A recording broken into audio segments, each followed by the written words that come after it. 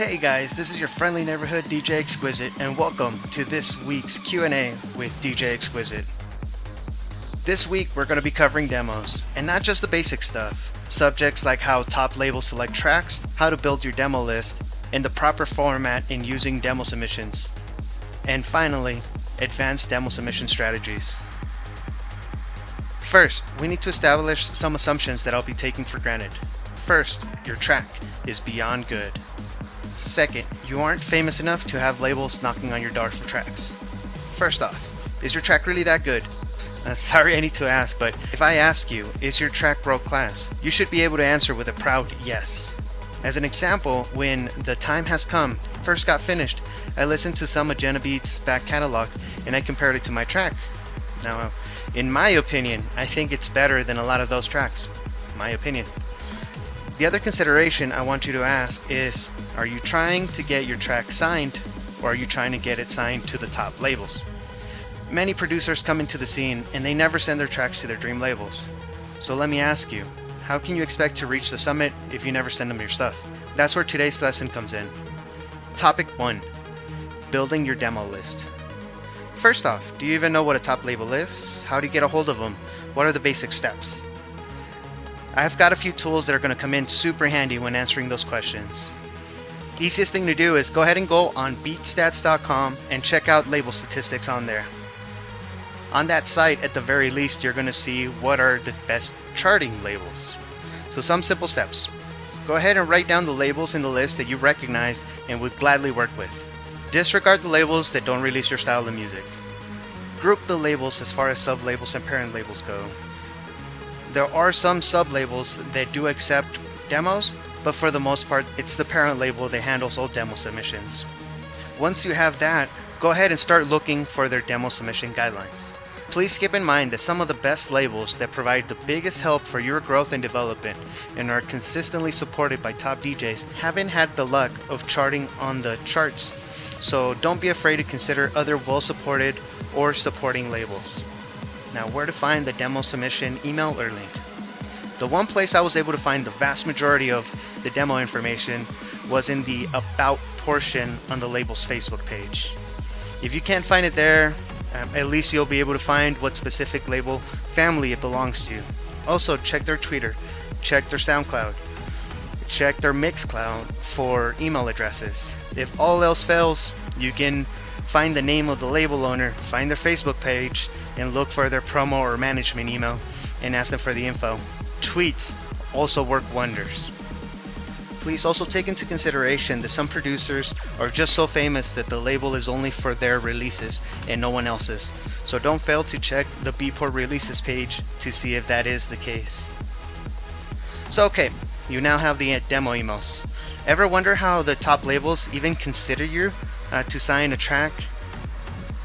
As a label owner, I get some truly amazing tracks, more than I can release, and other label owners have taught me a few selection criteria filters to use. First off, a disclaimer. Not all labels work this way. If you happen to be in the BeatStats top 10 labels for that year, most likely is that you do. Some amazing tools include BeatStats, BP Top Tracker, and 1001 Tracklist. Let's start with BeatStats. BeatStats registers by default the previous 12 months worth of chart entries. By searching an artist, you can go ahead and see how well they've charted recently.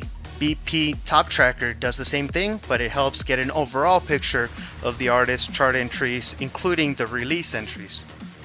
But not all great artists have had the budget to do the marketing to land a top 100.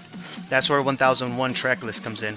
It only shows the playlist of the top DJs, so you can go ahead and look up an artist, look in his supported by column, and if there are some big names, regardless of chart entries, that means that they're constantly producing top stuff.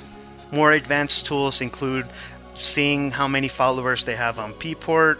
Some of the pickiest labels do have a baseline requirement of things like at least 1,000 followers on Beatport, at least 5 top 10 entries, and a consistent and recent support of a few top DJs.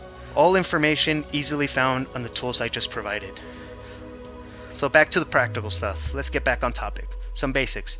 Don't send the same email to many labels. Each one address it properly, direct it specifically to that label, in the subject line, include their name. So go ahead and put something like demo submission for blank label, or demo submission for blank label from blank artist. The body of the text as well, you need to include their name as well. That way they know that you're sending it to them. So, hey so-and-so, or hey team at this label, here's my most recent blank track, hope you enjoy. Please also try to avoid sending way too much info like bios, social media links, those kinds of things. If they're interested in your music and you pass that test, they'll look you up. Make sure that the track is sent by a private SoundCloud link, or maybe a WeTransfer link if they choose to download it. Also, please invest in a pro SoundCloud account. If you send me a track with 25 listens, I know you aren't sending it to me. You're sending out to everyone. Pro accounts allow you to hide the play counts of your track, and with that earn some pro points for showing initiative and taking your career seriously. Also, please avoid this mistake.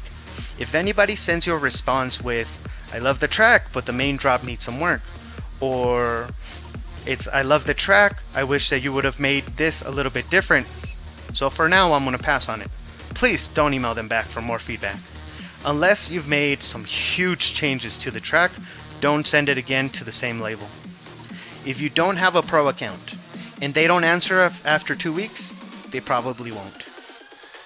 These are what I consider my advanced demo submission guidelines. Now, if you've been in the scene for a while, you can name at least a few people that do A&R on a specific label. So feel free to address it to them.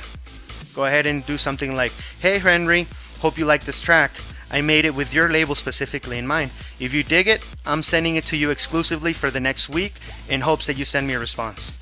If I see that you listen to it on my SoundCloud stats, I hope you don't mind that I assume that after 3 days of being viewed, you aren't interested, and I'll shop it to the next label. I'm here at your service. Cheers.